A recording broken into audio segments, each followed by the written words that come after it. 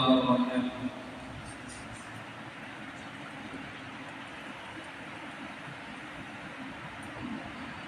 إن الحمد لله نحمده ونستعينه ونستغفره ونعوذ بالله من شرور أنفسنا ومن سيئات أعمالنا. من يهد الله فلا مضل له ومن يضلل فلا هادي له. ونشهد أن لا إله إلا الله وحده لا شريك له. ونشهد أن سيدنا وسندنا وحبيبنا وطبيبنا وقربنا وأولانا ومولانا محمدا عبده ورسوله أرسله بالحق بشيرا ونذيرا وداعيا إلى الله سراجا وقمرا منيرا. أما بعد فأعوذ بالله من الشيطان الرجيم. بسم الله الرحمن الرحيم. إنما وليكم الله ورسوله والذين آمنوا الذين يقيمون الصلاة ويؤتون الزكاة. وقال رسول الله صلى الله عليه وسلم: المرء مع من أحب. آمنت بالله وصدق الله وصدق رسوله النبي الأمي الكريم. ونحن على ذلك لمن الشاهدين والشاكرين والحمد لله رب العالمين. الحمد لله محمد العالمين. شكرا الله تعالى بالتوفيق والجمعة شكرا মসজিদে জানাতে আসার তৌফিক দান করেছেন। তো সেজন্য সেই মালিকের দরবারে শুকর আদায় করি আলহামদুলিল্লাহ। মুহতারাম হাজিরিন, শুক্রবার বান্দার মুমিনের ঈমানকে মুমিনের আমলকে একটু জাগানোর জন্য শুক্রবার আসে। কারণ কেন গরিবদের জন্য ঈদ পাওয়া হয় এই শুক্রবার, আর মুমিনদের জন্য আল্লাহর দিনের তুলনায় শুক্রবারের ইবাদতটা বেশি হবে, এটাই আল্লাহ বলেছেন। তো আল্লাহ তাআলা কালামুল্লাহ থেকে কিছু আয়াত কারিমা তেলাওয়াত করেছি। নবী আকরাম সাল্লাল্লাহু আলাইহি ওয়াসাল্লামের আহাদিসুল ওয়ারিদা থেকে হাদিসের কারিমা তেলাওয়াত করেছি। ইনশাআল্লাহ এর উপর কিছু বলার চেষ্টা করব। আল্লাহ তাআলা আয়াতে কারিমাতে বলে যে মুমিন বান্দা তোমরা যারা আছো, মুমিন মুমিনাত, আল্লাহ তাআলা বলে প্রত্যেকের জন্য আবশ্যক হচ্ছে এমন একজন বন্ধুকে নির্বাচন করবা, এমন একজন পরিবারে এমন একজন অভিভাবককে নির্ধারণ করবা এবং নিজের জন্য সেটাকে বন্ধনে রেখে দিবা এমন একজন রক্ষাকারী, এমন একজন ব্যক্তি যেই ব্যক্তিকে অভিভাবক ভাবলে এবং মানলে দুনিয়াতে এবং আখিরাতে সফল হওয়া সম্ভব হয়েছে। তো সেটা কেমন? ওই অর্থ হচ্ছে বন্ধু, ওই অর্থ কি ভাই? ওই অর্থ আল্লাহ শব্দ। তো কেমন বন্ধু নির্ধারণ করা লাগবে? আল্লাহ তাআলা ফরমান, বান্দা যখন তার নিজের অভিভাবক নির্ধারণ করবে তো তার শর্ত হচ্ছে আল্লাহ এবং আমি রাসূল, আমার সবচেয়ে প্রিয় এবং মুহাম্মদের ব্যক্তিত্ব রাসূল মুহাম্মদ রাসূলুল্লাহ সাল্লাল্লাহু আলাইহি ওয়াসাল্লাম এই দুইজন ব্যক্তিকে তোমরা সর্বপ্রথম খুশির দান করো। এটা তার লাভ কি? এটা তার লাভ হচ্ছে এই দুই ব্যক্তিকে যদি মানে এই এক সপ্তাহ আরেক ব্যক্তিকে যদি আমরা বানাতে পারি এবং নিজের জীবনে বাস্তবায়ন করতে পারি, সর্বাত্মক ক্ষেত্রে আল্লাহ তাআলা আমাদের জন্য হজ কাজ করা আসান করে দিবেন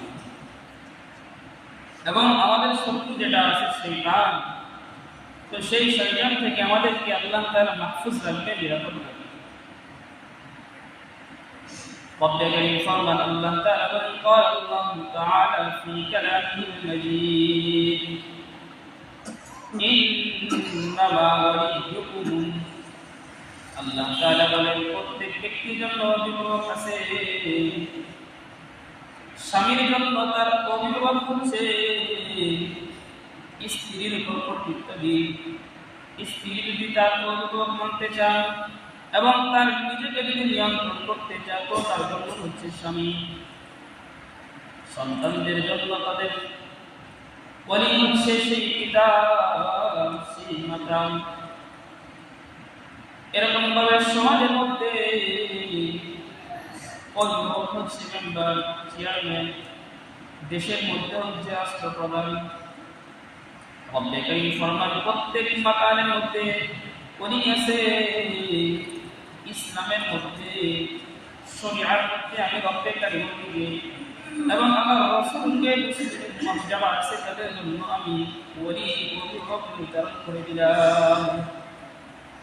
তো এই অভিভাবক যদি নিজেকে তার মধ্যে আটকে রাখতে চাই, নিজের বন্ধু হিসেবে যদি নিজেকে অন্যের সাথে ইত্তেহাদ করতে চাই মানে মিলিত করতে চাই, তো আমাদের জন্য দুই ব্যক্তি ছাড়া অন্য কোনো ব্যক্তিকে অভিভাবক মানার সুযোগ নাই।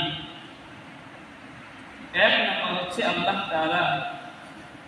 আর আল্লাহ তাআলা সেই কথাটাই বলেন যে মুমিন যারা আছে, মুমিন ব্যক্তি যারা আছে, সব মুমিনের জন্য, সেটাই পুরুষ হোক সেটা মহিলা হোক, সবার জন্য অভিভাবক হিসেবে নির্ধারণ হয়ে আছে আল্লাহ তাআলা।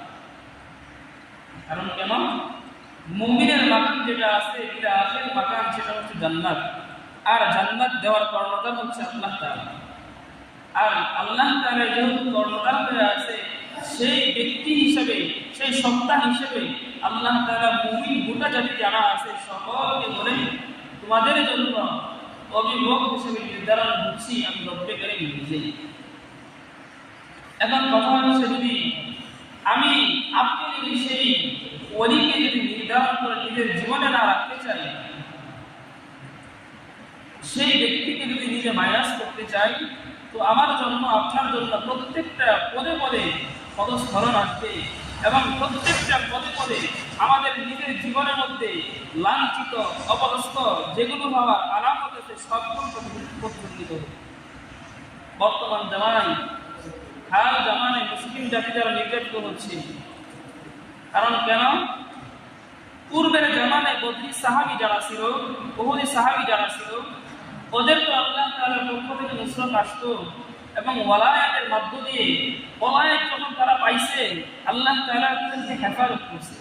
কিন্তু হাল জামানায় কেন করতেছে? কথা একটাই, কারণ আমরা এমন একজন ওলি পাওয়া সত্ত্বেও তাকে দূরে সরাইতেছি, আমরা নিজেরা কেমন যেন মোকাবিকি হয়ে বসে আছি। কারণ কেন?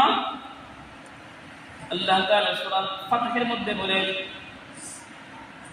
পাশাপাশি সূরা মুহাম্মাদের মধ্যে বলেন আল্লাহু গনিয়্যুন ওয়া আনতুমুল ফুকারা। আল্লাহ তাআলা আমাদের এমন অভিভাবক, তিনি এমন গনি, তিনি এমন মুস্তাগনি। আমি মুমিন, আপনি মুমিন, যদি আল্লাহ তাআলাকে অভিভাবক হিসেবে না মানি, তার রাজত্ব যদি তার বান্দা আব্দিয়ত যদি গ্রহণ না করে, আল্লাহ তাআলা কোনো নুসরত হবে না। কারণ কেন? আল্লাহ তাআলা বলেন আমি এমন এক সত্তা, যেই সত্তা গোটা পৃথিবী গোটা মাখলুকাত থেকে মুখাপেক্ষী, এমন ভাবে মুখাপেক্ষী, যেই মুস্তাগনি হওয়াটা, যেই অমুখাপেক্ষী হওয়াটা গোটা পৃথিবী দ্বারা করে। আল্লাহ তাআলা আল্লাহর নবীর মাধ্যমে আমাদেরকে জানান এই গোটা পৃথিবী যদি রব্বে কারীম রব্বে কায়নাতের নিকট যদি দামি হতো মাছির দানা পরিমাণ, জুবাবা, যদি মাছির দানা পরিমাণ যদি সেটা দামি হতো, তো আল্লাহ তাআলা কোন একটা মুশরিক, কোন একটা নাসারা, কোন একটা মাজুসিকে আল্লাহ তাআলা পানিয়ে পান করে। তো কেমন ব্যক্তি? তো এমন বোকা ব্যক্তি মানে গোটা পৃথিবী যার রাজত্বে, গোটা পৃথিবী যার নিয়ন্ত্রণের মধ্যে, যার একটা উমর, যার একটা হুকুমের কারণে গোটা পৃথিবী তছনছ হয়ে যাবে, এমন একজন ক্ষমতাধর ব্যক্তি এবং সত্তা, এই সত্তা যদি আমার আপনার যদি ওলায়াত যদি নিজে গ্রহণ করে নেয়, তো আমাদের জন্য খুশি সাআদত আর কিছু হতে পারে না। তো সেটা তো আমরা মানতে পারি। কারণ কেন? আমরা নিজেদেরকে অভিভাবক হিসাবে বানাইছি সেই ইহুদিদেরকে মডেল হিসেবে। আমাদেরকে নিজেদেরকে নিয়ন্ত্রণ করতে চাইলে, নিজেদেরকে যদি নিজের জীবনকে বাস্তবায়ন করতে চাই, আমরা অন্য জাতি যারা আছে তাদেরকে মডেল করে আমরা নিজেদের জীবনকে বাস্তবায়ন করি। আর যে যার মডেল করে বাস্তবায়ন করে, তো সে ব্যক্তি তার ওলায়াত সাবেত করে। বর্তমান জামানায় খেলার দিকে বলা যায়, যুবক যারা আছে পাশাপাশি গোটা পৃথিবীর মধ্যে যে খেলাগুলো সংগঠিত হয়, প্রত্যেকটা যুবক এবং মুসলিম সত্তা, মুসলিম জাতি হিসেবে সেই সমস্ত ব্যক্তিদের অনুসরণ করা হয়।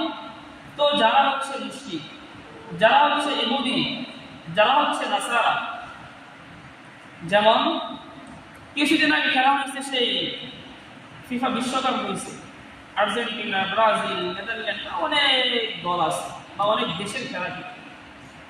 তো সেই খেলা যখন খেলে, দুঃখের বিষয় মুসলিম জাতি ওই সমস্ত ব্যক্তিদেরকে অনুসরণ করে কিভাবে খেয়াল করবে।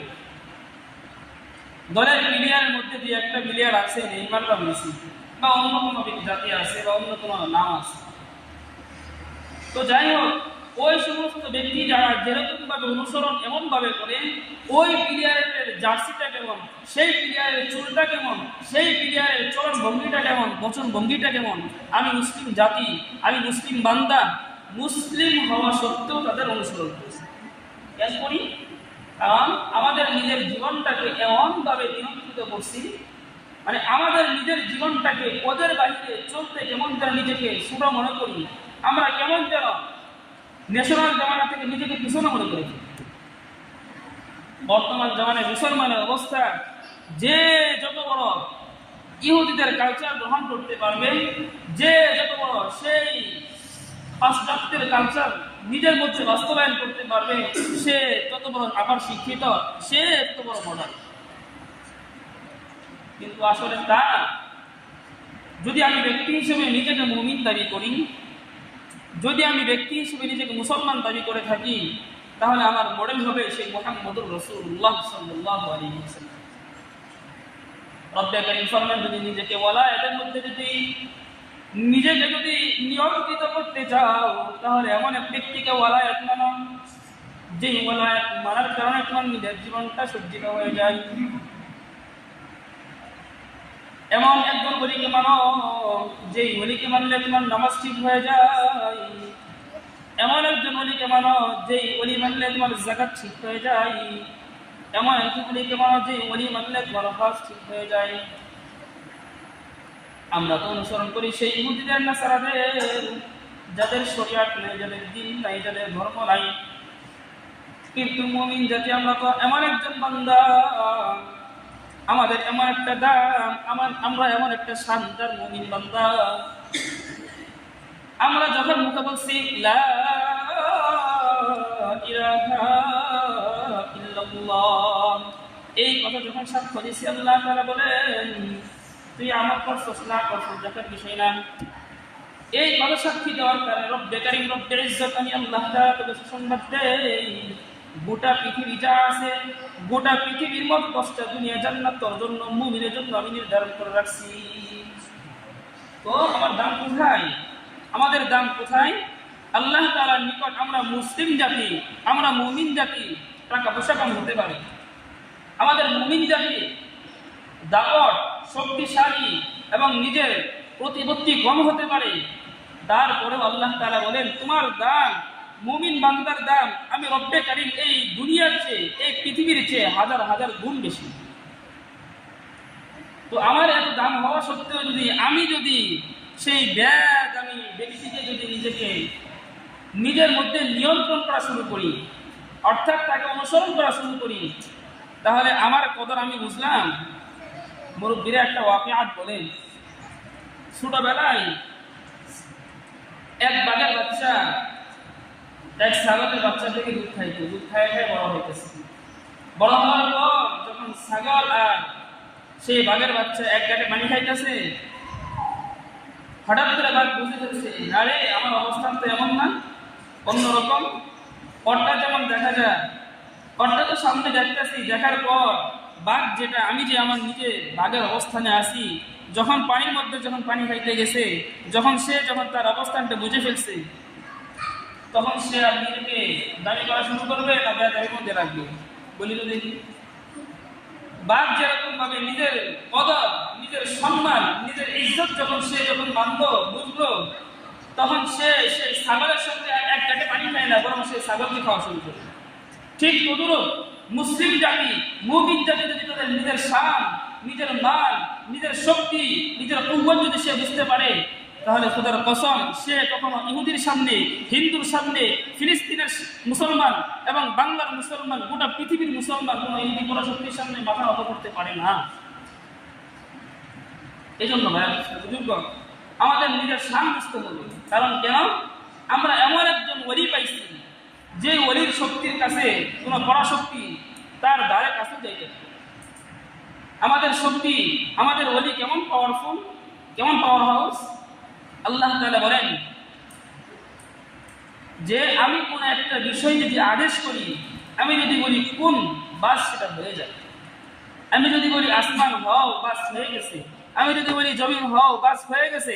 এরকম ভাবে প্রত্যেক মাকানে আমার প্রত্যেকটা কাজ উমুরের সাথে চলে। মানে আমি যখন বলি হও, বাস হয়ে যায়। তো আল্লাহ তাআলা বলেন যখন যেটা হয়ে যায়, বদরের সাহাবা ছিল সেই 313 জন, আর হাজার সেই মুশরিকের সঙ্গে যুদ্ধ করে তারা জয় কেন হলো? কারণ তাদের কুওয়াত এবং তাদের তাকাত, তাদের ঈমানি মজবুত এমন ভাবে আঁকড়ে ছিল, তারা শুধুমাত্র নিজের কলব এবং নিজের ওয়ালায়াতকে তারা রব্বে কারীম আল্লাহ তাআলার সঙ্গে নিসবত করছে। আজ আমরা মুসলমান এমন একজন ওলিকে গ্রহণ করছি, যেই ওলি নিজে কখনো আল্লাহ তাআলা কুদরতি ভাই সিজদা করে না তো করে না, যেই ওলি নিজেকে আল্লাহর রাসূলের সুন্নতের মধ্যে ইত্তেবা করে না তো করে না, যেই ওলি তার নিজের জীবনকে ইসলামের মধ্যে, শরিয়ার মধ্যে সে নিজেকে অন্তর্ভুক্ত করে না তো করে না, বরং সে রব্বে কারীম আল্লাহ তাআলার সঙ্গে যে ব্যক্তি মুশরিক করে, যে ব্যক্তি শিরিক করে, যে ব্যক্তি নাফরমানি করে, আমরা তাদেরকে সে ওলি বানাইছি। ভাই দোস্ত বুজুর্গ, এখান থেকে কি বুঝলাম? শুদ্ধ হাদিস পড়ছিলাম, রব্বে কারীম আল্লাহ তাআলা রাসূলের মাধ্যমে আমাদেরকে জানান, ক্বালা রাসূলুল্লাহ সাল্লাল্লাহু আলাইহি ওয়াসাল্লাম, ক্বালা রাসূলুল্লাহ সাল্লাল্লাহু আলাইহি ওয়াসাল্লাম, আল মার'উ মা'a মান আহাব্বা। দুনিয়ার বুকে যে ব্যক্তি যে যাকে মুহাব্বত করবে, আল্লাহ তাআলা বলেন, আল্লাহ রাসূলের মাধ্যমে আমাদেরকে জানান, সে ব্যক্তি হাসরের ময়দানে তার সাথেই তার হাসর হবে। আমি যে সেই নেইমারকে যদি নিজের জীবনের বন্ধু এবং নিজের অনুসরণ মনে করি, সেই নেইমার যাবে জাহান্নামে, সেই আর্জেন্টিনা, সেই মেসি যাবে জাহান্নামে। এরকম ভাবে সেই ইহুদি, নাসারা, খ্রিস্টান এবং হিন্দুত্ববাদ যারা আছে, তাদের যদি নিজের জীবনের মধ্যে বন্ধু বানাই, তো তারা যাবে জাহান্নামে। আর আমিও যদি সেটাকে বন্ধুর মাধ্যমে যদি তার কালচার গ্রহণ করি, আল্লাহ তাআলা আল্লাহর রাসূলের মাধ্যমে জানান, সে ব্যক্তি যেরকম আল্লাহকে নাফরমানি করে সে মুশরিক হয়েছে, যেরকম নাফরমান করে জাহান্নামে যায়। আমি মুমিন মুসলমান, আল্লাহকে মানি, রাসূলকে মানি, তারপরেও তা অনুসরণ করার কারণে তার হাসর যেরকম জাহান্নাম, ঠিক তদ্রূপ আমার হাসরও তার সঙ্গে হওয়ার কারণে জাহান্নাম হয়ে যাবে। তো কি করা লাগবে? ওখান থেকে ওদের কালচার যেগুলো আছে সবগুলো বিরত থাকা লাগবে। আমার নিজের জীবনটাকে আল্লাহর রাসূল, আল্লাহ তাআলার ওয়ালায়াত দ্বারা নিজের জীবনকে বাস্তবায়ন করা লাগবে। তো সেটা করতে চাইলে কি করব? তো সেটা যদি করতে চাই, তো আল্লাহ তাআলার হুকুম যেগুলো আছে, আল্লাহ তাআলার হুকুমের মধ্যে নিজের জীবনটাকে এমনভাবে ফিট করা লাগবে যেন আমার দ্বারা কোনো শত্রু এবং বন্ধু যেন আমার নিজের জীবনের মধ্যে বাস্তবায়ন যেন না হয়। হাদিসের মধ্যে আসছে শত্রু দুইভাবে হতে পারে, মানুষ শত্রু হতে পারে, জিন শত্রু হতে পারে। মানুষ শত্রু আবার দুইভাবে হতে পারে। মানুষ শত্রু দুইভাবে কিভাবে? কিছু কিছু শত্রু আছে যারা আস্তে আস্তে দাবমান হয়, যাদেরকে পায়দল শত্রু বলা হয়। আবার কিছু কিছু শত্রু আছে যারা অশ্বারোহী শত্রু, ঘোড়া যেরকম ভাবে দ্রুত গতিতে আগায়, ওইরকম কিছু কিছু শত্রু আছে তারা দ্রুত গতিতে আগায় যায়। আমার নিজের নফসে শয়তান যেটা আছে, নামাজ পড়তে মন চায় না, আল্লাহর হুকুম মানতে মন চায় না, গান বাদ্য নাটক সিনেমা অর্থাৎ জিন্দগিটা পাপাচার করতে করতে শুধু এগুলোই মন চায়, হুকুমের মধ্যে আর দিল মন চায় না। আল্লাহ তাআলা বলেন এই নফসে শয়তানের মধ্য দিয়ে যেগুলো শয়তানি করা হয়, আল্লাহ তাআলা বলেন এই শত্রুটা হচ্ছে তোমাদের জন্য হচ্ছে পায়দল শত্রু, অর্থাৎ সে তোমাকে গুনার দিকে আস্তে আস্তে অগ্রসর করে দেয়। আর সে অশ্বরী শত্রুকে বর্তমান জামানায় মুসলিম ব্যতীত যেগুলো ধর্ম আছে, যেগুলো সরাসরি ঈমান চলে যাওয়ার সম্ভাবনা আছে, ওই সমস্ত ধর্মের অনুসরণ এবং ওই সমস্ত দৃষ্টি কালচার নিজের জীবনে বাস্তবায়ন করা, নিজেকে ঈমানদার থেকে ঈমানের গণ্ডি থেকে বের হয়ে যাওয়া, এটা হচ্ছে সেই অশ্বরোহী শত্রু। কারণ কেন? ঈমান থেকে যদি খারেজ হয়ে যায়, ঈমান থেকে যদি বের হয়ে যায়, তো আমার জন্য জাহান্নাম ছাড়া আর কিছু নাই। এই জন্য ভাই দোস্ত বুজুর্গ, এই অশ্বারোহী শত্রু আর পায়দল শত্রু থেকে আল্লাহ তাআলা আমাদের সকলকে হেফাজত করুন। 2 নম্বর শত্রু সেটা হচ্ছে শয়তান শত্রু। যেটা শয়তান তো আসলে ফেরেশতা ছিল, আজাজিল নাম শুনছি, ইবলিস। সে আগে আল্লাহ তাআলার নিকট এমন এমন কাজ করছে, এমন এমন আল্লাহ তাআলার ইবাদত করছে, বড়রা বলে দুনিয়ার এমন কোন মাকান না, এমন কোন জায়গা নাই তার সেজদা না করছে। তো এত বড় ফেরেশতা, এত আবেদ বান্দা, এবং কি আজাজিল শুধু সে যে একটা ফেরেশতা শুধু তা না, গোটা ফেরেশতা যা আছে সমস্ত ফেরেশতাদের সর্দার সে হচ্ছে আজাজিল। বর্তমানে তার নাম বলি আমরা ইবলিস। তো কি দাঁড়াইলো? ছিল সবার বড়, হয়ে গেল সবার ছোট। কেন হইছে? তার অবস্থানটা শুনি।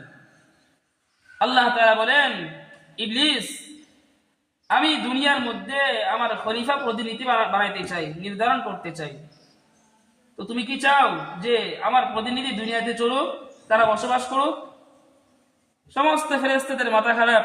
আল্লাহ তোমার আবদিয়াত গ্রহণ করার জন্য আমরা ফেরেশতারাই তো যথেষ্ট আছি, তো ওদেরকে আবার কিসের দরকার?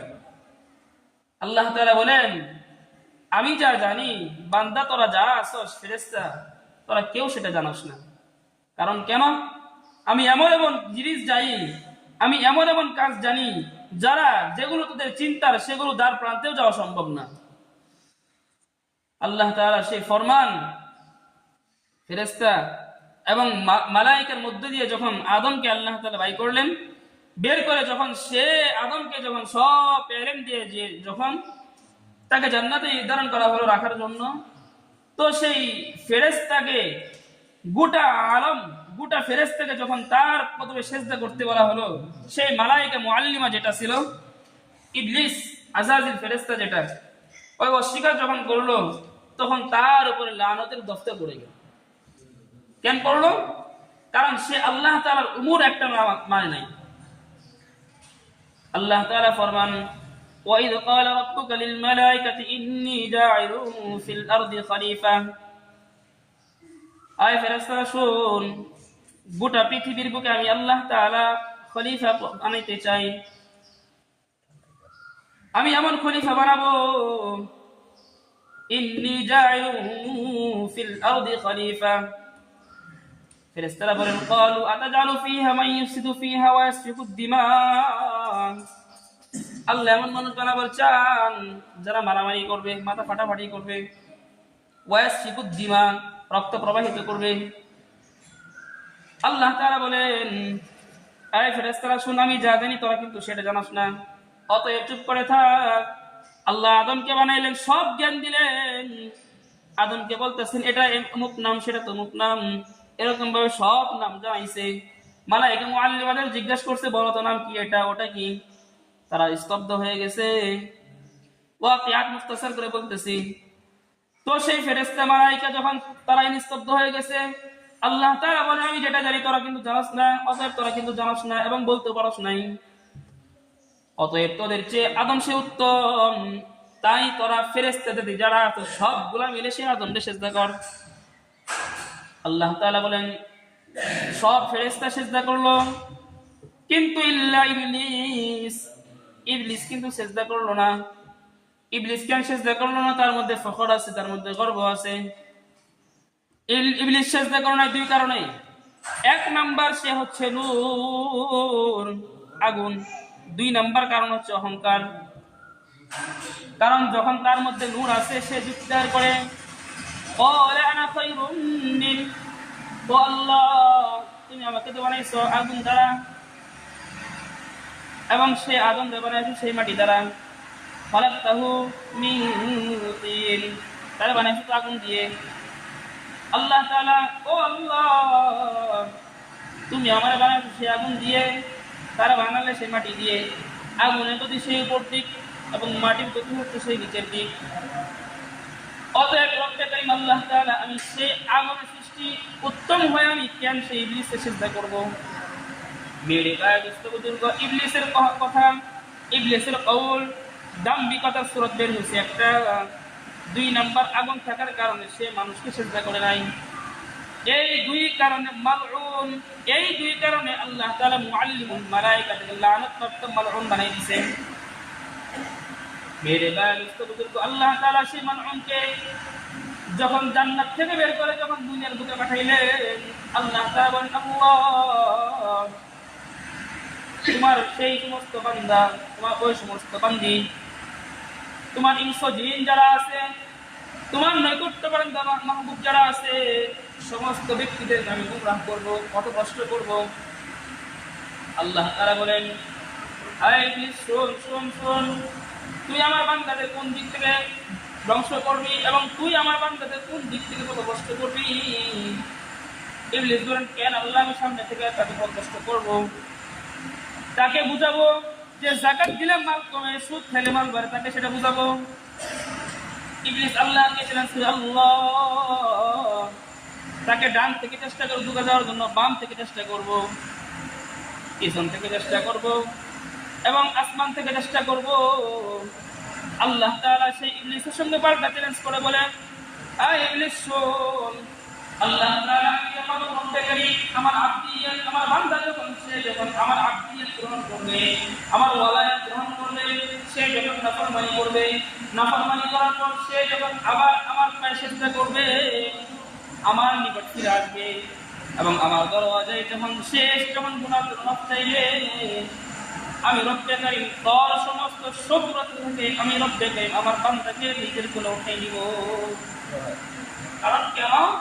আব্দিয়াত যখন গ্রহণ করবো, যখন ওয়ালায়াত যখন সেটা সাবেত করবো নিজের মধ্যে, সেই ইবলিসের শত্রুতা এবং অশ্বরোহী বা এদের শত্রুতা সমস্ত শত্রু চক্রান্ত থেকে আল্লাহ তাআলা আমাকে মাহফুজ রাখছে। প্রখ্যাত বুজুর্গ ছিল, ইমাম ছিল ইমাম ফখরুদ্দিন রাজি, অনেক মুফাসসির কোরআন ছিলেন, তাফসীর কারক। তো ওনার বর্ণনা আছে ফখরুদ্দিন রাজি যখন মৃত্যু শয্যায় হয়ে যায়, ইবলিস তার নিকট আসছে, আইসে বলতেছেন এই ইমাম ফখরুদ্দিন রাজি শোনো শোনো, আমি তোমাকে এমন এমন জিনিস দান করবো, তুমি যে মাবুদকে মানো, তুমি যে প্রভুকে মানো, সেই প্রভু কিন্তু আসল প্রভু না, তুমি বিশ্বাস করো।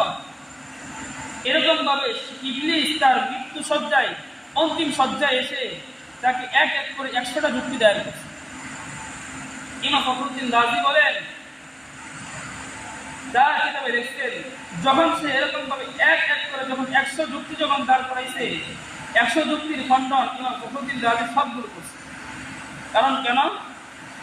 ইমামদের এমন পরিমাণ জ্ঞান ছিল, এমন পরিমাণ ইলম ছিল, যার ইলমের বরকতে আল্লাহ তাআলা তাকে রক্ষা করছে। লাস্টে আল্লাহ তাআলা ইলহাম করছে, ইলহাম করে ইমাম ফখরুদ্দিন রাজিকে বলে আয় রাজি শোনো, ইবলিস তোমাকে যত দায়ের করুক না কেন, তোমাকে যত এশকাল করুক না কেন, তোমাকে যত কষ্টের সম্মুখীন করুক না কেন, তুমি বিনা বাক্যে এক বাক্যে বলে দাও লা ইলাহা ইল্লাল্লাহ মুহাম্মাদুর রাসূলুল্লাহ। কারণ কেন? আল্লাহ তাআলা এক, মুহাম্মদ রাসূল, আল্লাহর রাসূল, মুহাম্মদ আল্লাহ তাআলার রাসূল। এই কথা মানলেও সত্য, না মানলেও সত্য, বিশ্বাস করলেও সত্য, না করলেও সত্য। যখন এই কথা বলছে, শয়তান বলে যে ইমাম, আমি অন্য অন্য বার্তা যারা আছে তাদেরকে আমি দুই সময় ধোঁকা দেই। এক সময় হচ্ছে জন্মের সময় ধোঁকা দেই, আরেক সময় হচ্ছে মৃত্যুর সময় ধোঁকা দেই। জন্মের সময় কেমনে ধোঁকা দেয়? জন্মের সময় ধোঁকা দেয় তার কান দিয়ে এমন এমন কিছু শব্দ সে প্রয়োগ করে যার কারণে সে নাস্তিক হওয়া শুরু করে।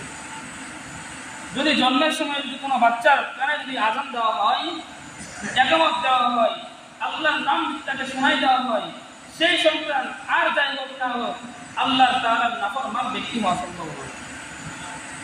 2 নম্বর, মৃত্যু যখন আসে, ইবলিসের সর্বত্রান্ত তার ফাইসালা থাকে, লাস্ট টার্গেট থাকে, সে যখন চলে যাবে তাকে যদি মৃত্যুর সময় যদি ইমানটা হারা করতে পারি, বাস তাকে সাকসেস।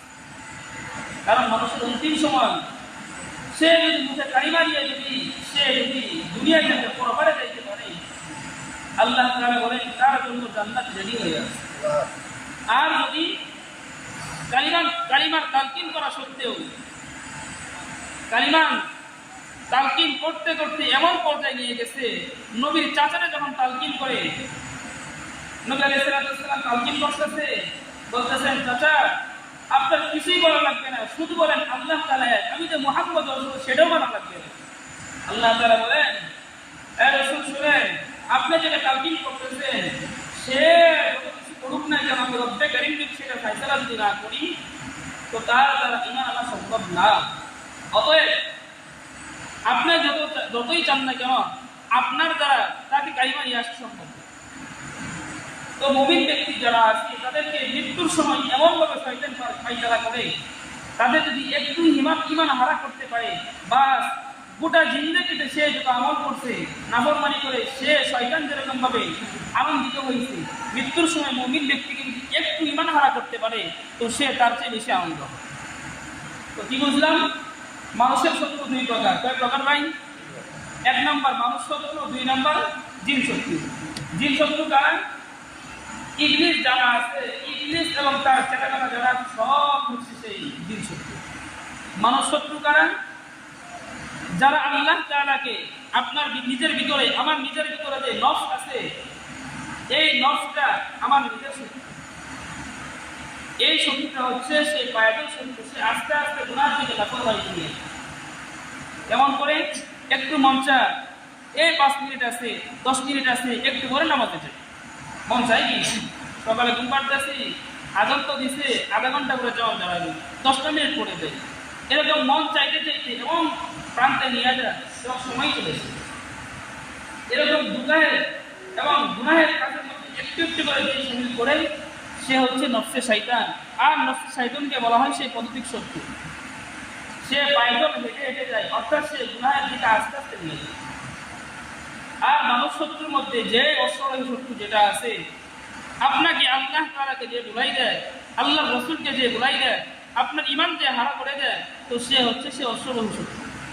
এই শত্রু থেকে আমাদের নিজের জীবনকে যদি বাঁচাইতে চাই, আমাদের 2 ব্যক্তিকে ওয়ালায়াত সাবিত করতে হবে। কয় ব্যক্তিকে ভাই? 1 নম্বর আল্লাহকে, 2 নম্বর আল্লাহ রাসূলকে। এই 2 ব্যক্তিকে যদি নিজের জীবনের বন্ধু বানাইতে পারি তো আল্লাহ তাআলা এই সমস্ত শত্রু থেকে নিজেকে বাঁচাইবে। তো আল্লাহ তাআলা আপনাকে আমাকে শয়তান শত্রু, মানুষ শত্রু, সব ধরনের শত্রুর বন্ধুত্ব থেকে আল্লাহ তাআলা আমাদেরকে সকলকে হেফাজত করুন। সকলে বলি আমিন। আল্লাহ তাআলা আমাদের সকলকে নিজের জীবনের মধ্যে সুন্নতের ইত্তেবা করে আল্লাহ এবং তার রাসূলকে বন্ধু বানানোর তৌফিক দান করুন। সকলে বলি